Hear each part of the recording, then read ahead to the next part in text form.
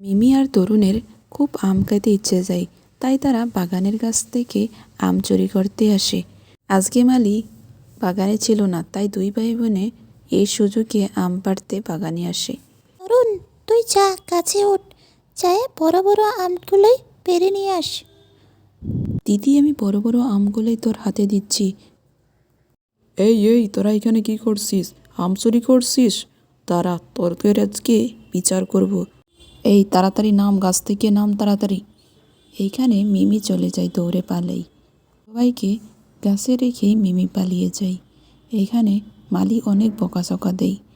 মালি কাকু, আমাকে মাফ করে দাও, আর আমি এইখানে আসবো না, আমাকে আজকে যেতে দাও।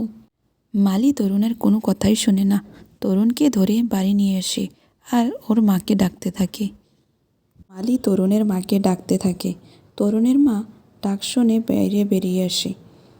মালি তরুণকে ধরিয়ে এনে তার মার কাছে বিচার দিতে থাকে আর খুব রাগে অনেক গালমন্দ করতে থাকে। এসব দেখে তরুণের মা অনেক রেগে যায় আর দোনো বাচ্চাকে অনেকক্ষণ বকাঝকা দিয়ে তারপরে মালি তার বাড়িতে চলে যায়। তরুণের মার খুব রাগ হয় আর দোনো বাচ্চাকে ঘরে নিয়ে যায় অনেক শাসন করে। মালির কথা শুনে তরুণের মার খুব রাগ হয় আর মিমি আর তরুণকে একটা লাঠি দিয়ে মারতে থাকে। তখনই তার বাবা আসে বাড়িতে। আরে আরে, আমার বাচ্চাদেরকে কেন মারছো তুমি? কি হয়েছে তোমার? হ্যাঁ, আমার এই বাচ্চাগুলোকে কেন মারছো তুমি? কি হয়েছে, কি করেছে? তোমার বাচ্চাদেরকেই জিজ্ঞেস করো ওরা কি করেছে। এই দুটা ছেলে মেয়ের জন্য আমি মানুষকে মুখ দেখাতে পারবো না আর। তোমার দুইটা বাচ্চা আজকে চুরি করতে গিয়েছিল, মালি বাড়িতে দিয়ে গেছে ধরে, আর অনেক গালমন্দ করেছে। এর জন্য আমি আর মানুষকে মুখ দেখাতে পারছি না। আরে বাচ্চা মানুষ বুঝছে না, ছাড়ো তো, আর করবে না এরকম বল।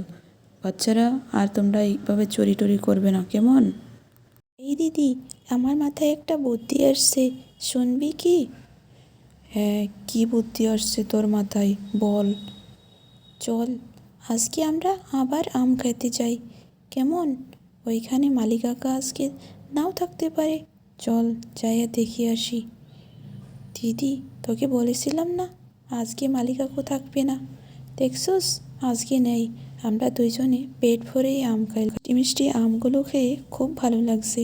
চল এখন বাড়ি যাই, না হলে মালি কাকু এসে আমাদেরকে আবার মারবে।